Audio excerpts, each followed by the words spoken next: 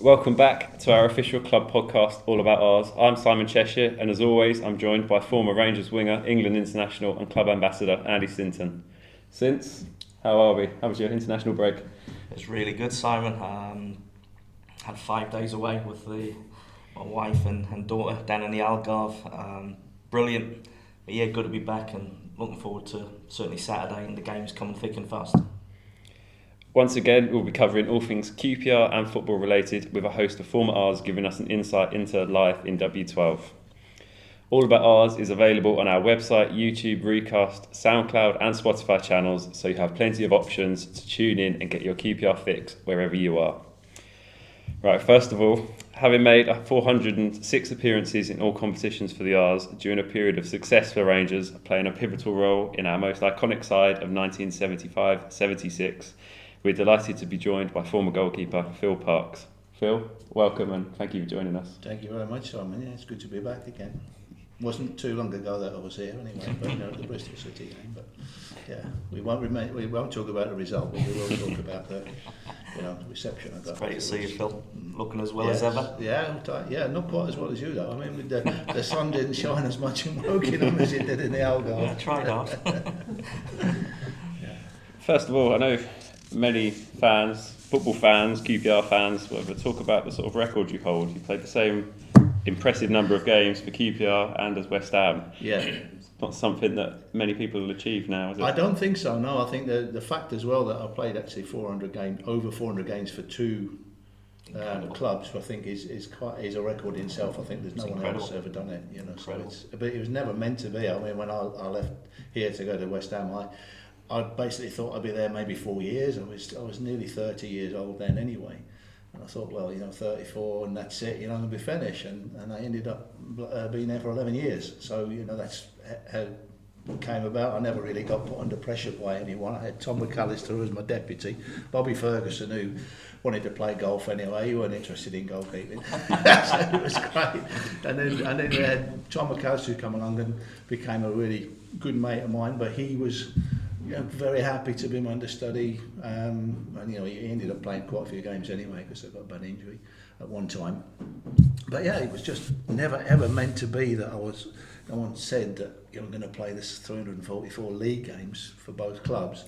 Yeah. It was a guy named Trevor Smith who used to be the reporter on the local Newham paper in East London, and I'd finished and I'd packed up and he come up to me and he said, "Do you realise, he said, well, I've been working it all out." He said, "You played exactly the same number of games."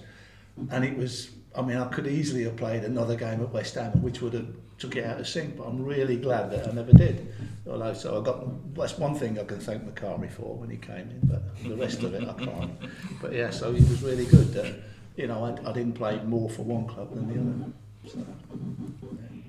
And looking back at QPR, it's quite easy. We have to talk about that season, the 75-76 year. You have to talk about that side because it was special. To me, it's the best side I played in. Obviously, when I went to West Ham, we won the cup, and then we came third in the league in '86. Two really good sides, different sides, but they weren't as good as that 75-76 season with QPR. That was the best side. Lovely video that they did of it, or DVD of it, but the best side never to have won the league, which is very, very true.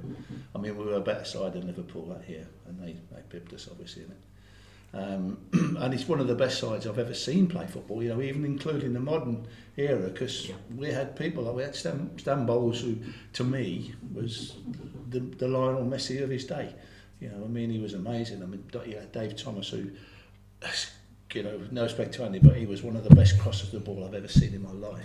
But he used to work at it. He could just dink that ball to the back post, and it opened up. When you see players, like even watching the England game the other night, the art of crossing the ball seems to have disappeared. They get in such good positions and then they just put in such a bad cross, and everything just falls flat. Whereas every time we went forward and we only knew one way how to play, that was the thing. We just attack. Where did that come from? That style of play, did it come from, obviously Dave Sexton was the manager at the time? Yeah, I think. But it was coming a few seasons before that, probably, wasn't it? When Gordon Jago, a funny, strange coincidence again, Gordon Jago, he actually joined the club on the very same day as I did. You know, he come he came kind of as part time, if not part time, sort of short term. Sorry. Yeah. Well, Les Allen brought him in, and Gordon was again one of these really very, very good coach. And then they took over after him was two fantastic coaches, and Gordon really started. He didn't want the job because he got a job lined up in America, so he was only going to stay here for a little while. Then a little while after that, Les Allen got the sack, and Gordon came in, and then I think he brought Bobby Campbell in after with him, and it just sort of started from there. He started to put the things together, Gordon, with the players. We had the Osmonds. I think I mentioned this before, where we had Mickey Ferguson, we had Barry Bridges, we had Terry Venables, and we had Rodney Marsh. We nicknamed them the Osmonds because they were like the clique. They were all together, you know. They were like the big boys, if you like, of the whole squad. I mean, you had Jerry Francis, myself, Dave Clement, Ian Gillard. We were kids. We were like 20-year-old kids, and we were playing with these guys who'd been around and done it all.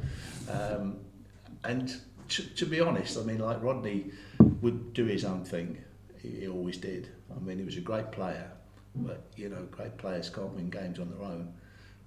And so Gordon realised this, and I think he started to wheedle people out, getting rid of people, bringing in people that he wanted, and that was the basis of the side. You know, I mean, I think Ian Watson, first of all, Alan Harris, Chopper Harris's brother, was left back, and then Ian Watson took over from him and played quite a while, and then Gilly got in, and then when that was it, once Ian Gillard got in, then he was there all the time, and so Gordon had started to put all that together, and Dave inherited that, and he just bought, and again Dave then bought some great players like with Don Masson, you know, Dave Thomas, Don Givens. You know. It was a great side, wasn't it? It was a team. I think it was only David Webb that wasn't. That was it, yeah. Was it Webby? Webby wasn't. But a team full of internationals. Internationals, yeah. I was just looking down on the board actually, in the, you know, here in the honours board of all the people in that era that were internationals, and they're all there. I mean, the only one who's missing off there is Frank McClintock because he didn't play for Scotland while he was here, but he had done. He'd already had done, yeah. So yeah, 10 internationals. That was something else. Yeah. And there was quite a few. You mentioned a few names there, but sort of unsung heroes in that team. Obviously, Jerry and Stan got a lot of the credit for that era. They had a very, very incredible relationship, like when on the field, because they were most telepathic. You know, they really Jerry and Stan. Yeah, they just linked up so well. Jerry again had got this. He was a really, really good player, Jerry, and he got amazing vision. But what he did have, he also had strength as well as vision. I mean, he could go into tackles, he didn't mess about, you know, he could win the ball. And as soon as he got it, he'd always look for Stan, you know, and he kind of uncannily knew exactly where he was. And so, yeah, I mean, they was a good relationship. Both the fullbacks were, you know, to me, they're the best I've played with. I mean, Dave Clement was so fit and fast. Yeah. Gilly was strong. I'd love to get forward as well. So we had such a blend. And I mean, then you had the two old men in the middle, if you like. Frank held it together. I mean, we always said, because when Henry, Johnny Mancini, got transferred to Arsenal, and we got Frank McClintock in return, who was like 35, I think, at the time. And we thought, oh dear, you know, who's got the best deal here? And, you know, after me playing behind Frank for 2 or 3 games, I went, I know who's got the best deal, without a doubt. He was a leader, wasn't he, Frank? He was amazing. Organiser, leader. He was so passionate about everything. And so he you know, they had that brilliant blend of everything. And then you had Johnny Hollins, Mickey Leach came in. Yeah. Don Masson was a tremendous passer of the ball. Yeah, everything just was always bump up spot on with him. You know, he wasn't, you know, with Jerry could win the ball. Don Masson really could never win the ball. You know, he was like, yeah, he was the one that made things happen afterwards. But yeah, had such a good mix. And then when Mickey Leach, he came in quite a lot. And the other thing is, Mickey Leach used to double up as if Don Gibbons was injured or whatever. He'd go up front as a centre forward. He could play centre forward really well as well. Yeah. And he scored in that 76 season. Mickey Lee scored quite a few important goals. Most players are worth the weight in goal. Whatever era you're playing, they'll have playing 2 or 3 positions. Yeah. Happy to be in a squad, come in and do a good job when they're called upon. Yeah. And they often go under the radar sometimes. They do, Their contribution. I think a lot of the fans, they actually they don't appreciate just how good and how important contribution is to the side. So, what a team! Yes. What was that moment like when you found out that the title had been somewhat? But snatched away. Well, obviously my own club as well, wasn't it? I mean, I used to watch them. One week I'd watch the first team, the second week I'd go down there with my mates because it was free to get in and watch the reserves play. Wolves, and they were 12 minutes away from winning. That's all it was. Because I think if the draw would, I think we might have still won it. I think with the draw, but obviously they ended up scoring 2 late goals and that was it. I didn't watch it, I must admit, because I just had that feeling. It's Liverpool who. Yeah. I don't like very much. Yeah. And since from the outside, what was it like watching that team growing up? I was a young kid, but I remember, in those days football wasn't on the TV as much as it is now, but match of the day, and I think used to have the game on a Sunday afternoon used to be. But I remember watching QPR as a 10 or 11 year old and looking at the players they had. And as Phil said, I really liked the way they played. They played, quite expansive. They had good technicians. They had flair players, But no, it was a team. As I was growing up as a kid, I used to really enjoy watching when I could.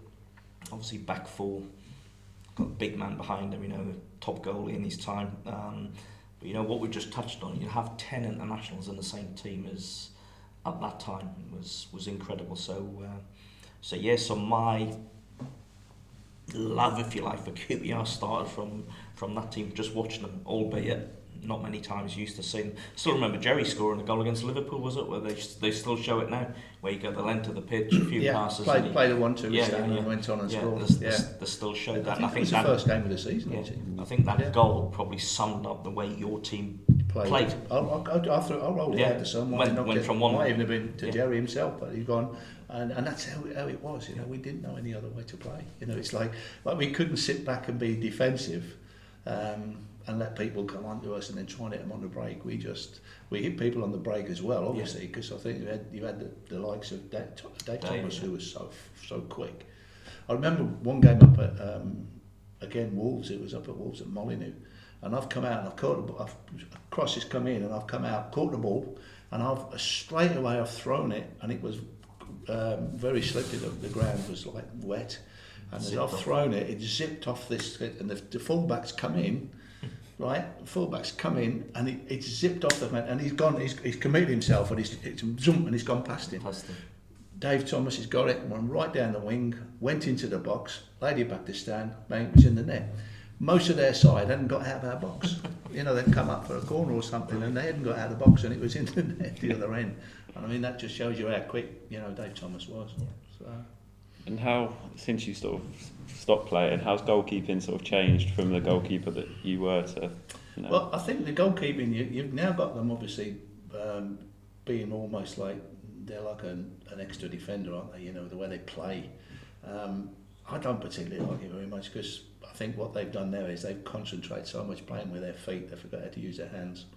They really have. They don't catch a ball anymore, and then. They punch things all the time that they can catch. I mean, I know the ball moves around a bit, but the things that they punch a lot of the times they can catch. You see people they dive like Superman. I mean, Pickford's one of the worst culprits for this because he makes easy things look hard. Goalkeeping is all about making hard things look easy, and that's the basic of a good goalkeeper. And so it's just changed so much that they go with their feet now a lot. When they go out, they lost the art of coming out and spreading themselves in front of a forward and making it difficult for them to score.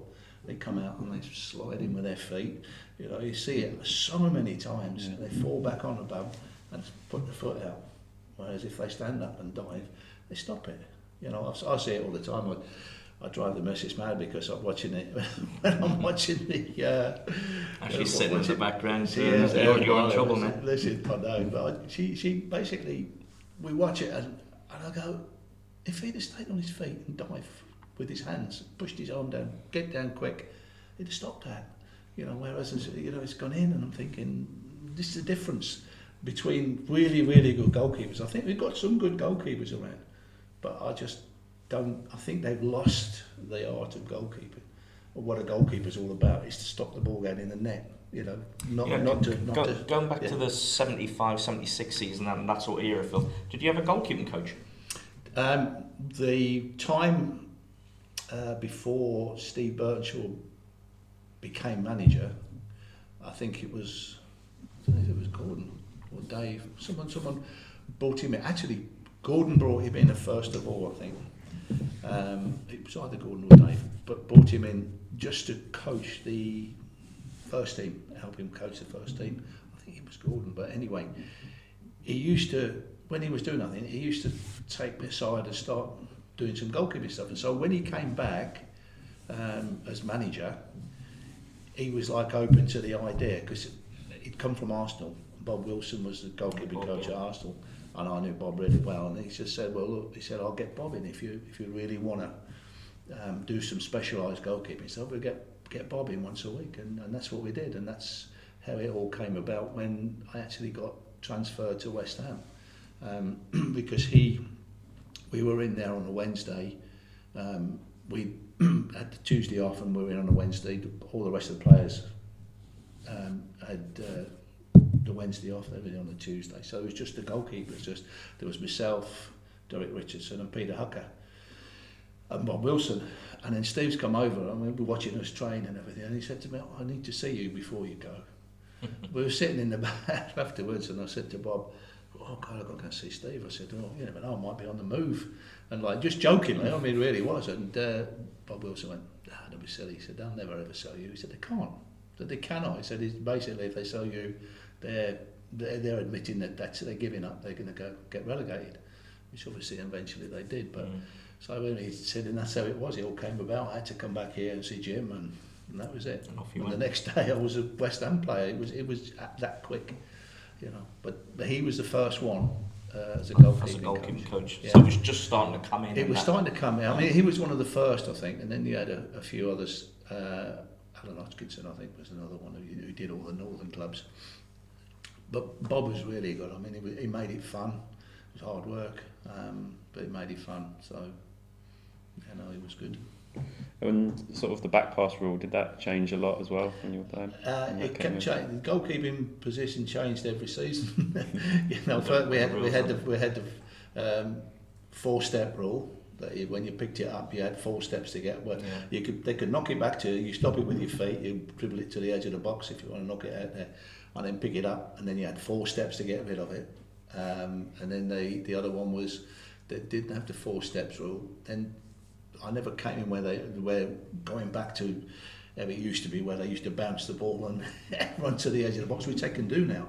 They can get it and they can go anywhere they want. These all were coming in to try and stop time wasting, and I mean, I think the time wasting now is far worse than what we ever did in the past, because they can actually go from one side of the box to the other, and the referee can't say nothing to them. So it used to change all the time. Yeah.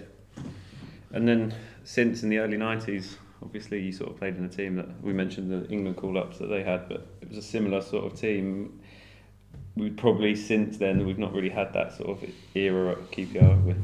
Well, we weren't as good as them, but we had a terrific side. 92, 93, finished 5th in the Premier League, top London club. Spoke about Phil's team full of internationals. When I joined the club, Dave Seaman was playing for England, Paul Parker was a regular. But in the 92-93 season, or 91-92 season, I got called up into the England squad. Les got called up into the England squad and was playing.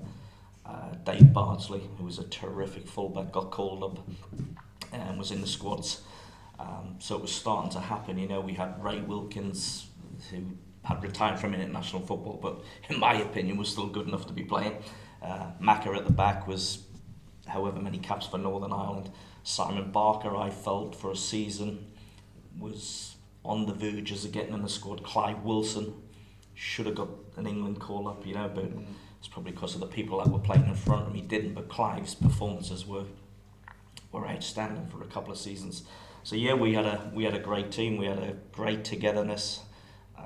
We used to love coming into work. We trained hard, and we had a fantastic manager in one of Phil's former teammates, Jerry. Jerry was, you could see he could be tough when he needed to be, but he'd give you a little bit of license to go and play tactically excellent. And yeah, I've certainly got a lot to thank Jerry for in my career, and I know Phil's still in touch with him and to the day. But we had a really, really good side, a very good side, but not as good as this. I don't know. Yeah, it was. I mean, it's a different. Obviously, the Premier League to First Division. It's probably just in the name. That's all it's changed. When it was still the top division and that. But yeah, I think with Jerry as the manager, I mean, I really could never really see him. I was going to ask that because going into management. You couldn't see it when he was a player. Not when he was a player, because he always used to. Him and Dave Sexton got on really, really well together, and they would discuss things as well. Right. Dave was way ahead of his time. Yeah.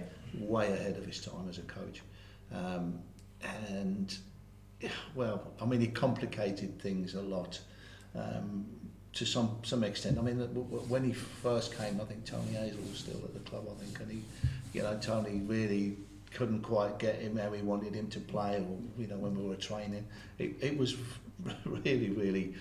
I felt sorry for them. Some of them, it didn't really affect me, obviously, but when he was trying to explain things, you could see the bewildered look on their faces, like, and that was Dave though. But he was constantly thinking about football and constantly thinking about new ways to do things. Yeah. I mean, he used to how they play everything out from the back now. He used to do that. He used to do that with us. Would get us to. I very rarely kicked the ball long in those days, in that season, because we would do a rotation system. Dave Clement would go forward, Brad McClintock would pull out, Don Masson would come back into there, and then all of a sudden you got this movement that happened all at once, and then the forward didn't know where to go. So whichever, I could try to Dave, I could just knock it out there, from a goal kick or whatever, or out my hands, to roll it to Frank, and then he would get to, and then they started the little triangles, and that was all what he was all about. Dave was trying to get those little passing movements all over the pitch, not just in certain areas. They started right from the back. He was, again, as you say, he was so far ahead of his time. Is that something we've sort of tried to implement this year? Probably not to the success of that season, but isn't it the sort of style? I think it's more the modern way of playing, and I think the kids come up through the academies, and I like it, but I think sometimes teams can be guilty of overdoing it. There's a time and a place where you have to go longer. Yeah. If a team's squeezed on you, spaces in behind, stick it in behind, get your team 25 yards up. There's a time and a place to play. If teams drop off you, go and play through the lines, as I say. But I think the better teams get the balance, and the successful teams certainly get the balance of when to play, how to play, and there's a time where it needs to go into Rosette. Yeah. Because we used to have a saying, didn't we? Teams don't score from Rosette. No, very difficult to stay. Especially in those days, because don't forget, we only had one ball, didn't we? So if you could get it right up the back, and it'd be like 2 minutes before he come back on you before he could take the throw in. So it's changed. So but again, it's interesting what Phil says about Dave and the team that they had there. That was actually, a big part of their strategy and what they worked on. Yeah. Phil caught. Where you going, Gilly? Where you going, Dave Clement? Who's dropping short? Can we play? And there would have been times where teams might have stopped them playing out, and you might have had to throw it long or just miss the midfield out a little bit. Calm it down. Maybe want to get up, especially if you're winning. If you're in front, exactly. There was no rush then. So exactly. Sort of a question for both of you. Since, first of all, who's the best sort of goalkeeper you've ever come up against? Well, I never played against him. So. And then Phil, who's the best striker you've ever come up against? What makes a striker you like? I really don't want them coming first. Yeah. Well, I played with some top goalkeepers, but I would have to say, Phil's sitting there now. I'm sure he'll agree or might not agree, but I played with David Seaman for a year here, and you could see Dave was going to be he was already a fantastic goalkeeper when he was here. And there was times in training with Dave, if he put his mind to it, we did a shooting session. let's say on a Thursday, when he put his mind in for 20 minutes, you couldn't score past him. If you did it on a Friday, when he wanted to sort his head out for the next game, he I wouldn't say he wouldn't try to save things, but he wasn't throwing himself all over the place. But Dave was Phil, what he is, 6'3", 6'4". Dave was the same. Bear in mind, early years there were some smaller keepers, weren't there? But Dave had a good stature, communicated well, and was obviously going to be a fantastic goalkeeper.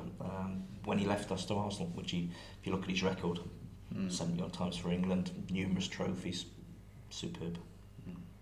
And then Phil, the best sort of striker. It's really difficult to put that one in.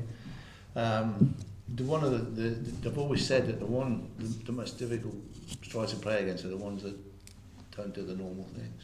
You know, they'll do something totally against what you're thinking they're going to do, and one of the best at that was Dalglish. I mean, he had this uncanny way of you think that he's going to take a touch.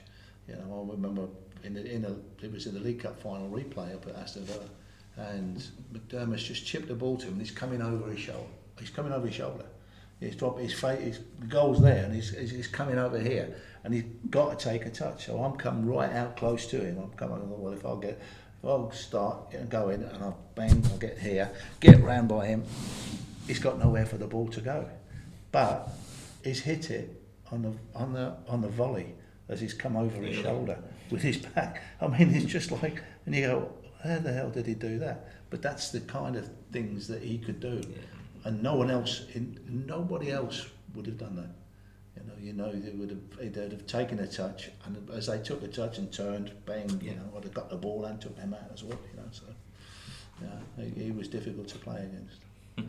And sort of reflecting on the season, obviously, Phil, you were here for the Bristol City game. The result wasn't the way we wanted it to go, but you had a great day. It was great to be back. They had a great day. I mean, the club looked after us so well. Good reception from the crowd at half time when I went on the pitch. But I have to say that is the best. We talk about knocking the ball about and making chances. I mean, the result didn't go well, but their goalkeeper had a worldie. I mean, he really did play.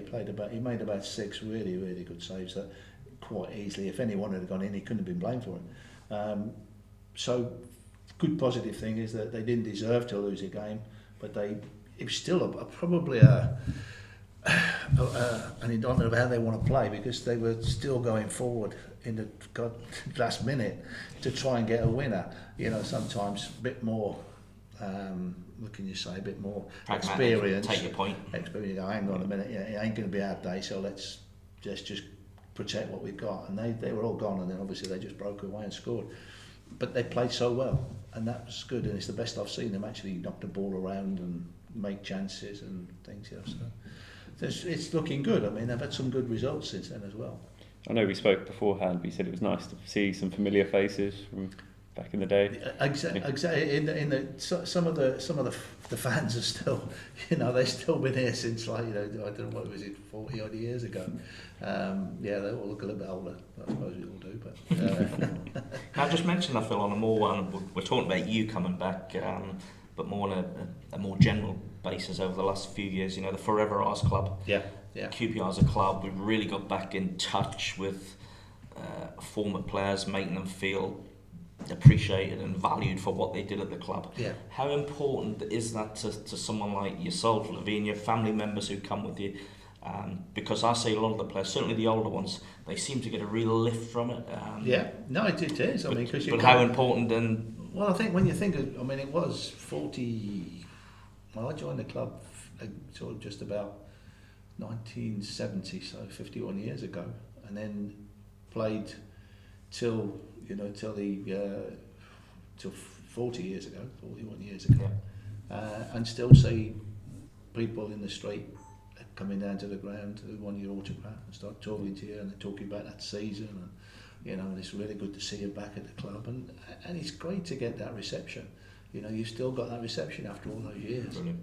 Yeah, and it really is. It's important. I think it's important. Also, it's important for the clubs to actually acknowledge their history. You should always remember your history. Always. Appreciate players for players, managers, coaches, the part they've played in where we are now. Yeah. And I was just asking you, and you've just answered it, what it means to you and former players when they do come back. Yeah, I mean, when you first started it off, I mean, it was a great idea to get as many as you can in it, because I'm sure there is not one person who wouldn't want to become a member of that. Club. No, brilliant. And then since looking at the season, we've got a run now of games coming up after the international break. Obviously starting with the West London derby with Fulham at Craven Cottage. It's a good chance to really sort of cement our intentions for the season ahead. 100%. I think we've had a good start to the season. Had a couple of games which have gone against us, but we finished before the international break with 2 good home wins. People might say Birmingham, Preston, but I felt they were 2 tricky games. Then the international break comes. Hopefully everyone comes back unscathed. We've got a huge game on Saturday, local derby, big one for the fans. We have terrific atmosphere. Hopefully we can go there. No fear. I don't think we fear playing anyone in the league, but we have to respect Fulham. They're a good side. Got some quality individuals, and they're going to be there or thereabouts at the end of the season. So it's going to be a tough one, but one I'm really looking forward to. But after that, the games come thick and fast again. So that's where you need your squad. You need a little bit of luck with injuries, etc., etc. Because a bad week in the Championship can really hit you. A good week can really put you in a great position where you can kick on from. So every point is valuable. Every game's important. But can't wait for Saturday. Phil, will you be keeping an eye on the results? I always do. I mean, I always do. I watch all the clubs. I started at Walsall, so I follow their results. And then QPR, West Ham, and then Ipswich. I finished down at Ipswich at the end, There was one season, and then Maidenhead, because my big pal, Alan Devonshire, is the manager at Maidenhead. And there was one season, 2 or 3 seasons ago, I think it was, after 4 games, West Ham were bottom of the Premiership with no points. QPR bottom of the Championship with no points. I think Walsall were down the bottom, but I think they only got 1 or 2 points. And then Maidenhead were bottom of the National League with no points. And I thought, this is going to be a real good season for me this season. But it did pick up, it got better. And so, you always get those results at the start and you think, hang on. But I think they got... The important thing is like you're saying about the Championship, you're getting results, is just hanging in there. And you're talking about Birmingham and Preston, you still got to beat them. Tough games. And they're tough games. We can sometimes here play fantastic against the really good sides, but then somebody you expect you're going to win. I mean, to be fair, Bristol City, I thought, but they knocked it about well as well. But I would have expected us to beat them, and should have done. But it was just, you never know with football what can happen. Exactly. As long as they can hang in there towards the end of the season, and then they're up the top. That's the business end. That's where the fans want to see them, isn't it? Well, perfect. I think we'll leave it there. It's been an honour to be joined by yourself, Phil, and thank you as always, Andy, for joining us. And hopefully we'll have something to cheer about on Saturday. We take on Fulham at Craven Cottage. This has been All About Ours, the club's official podcast.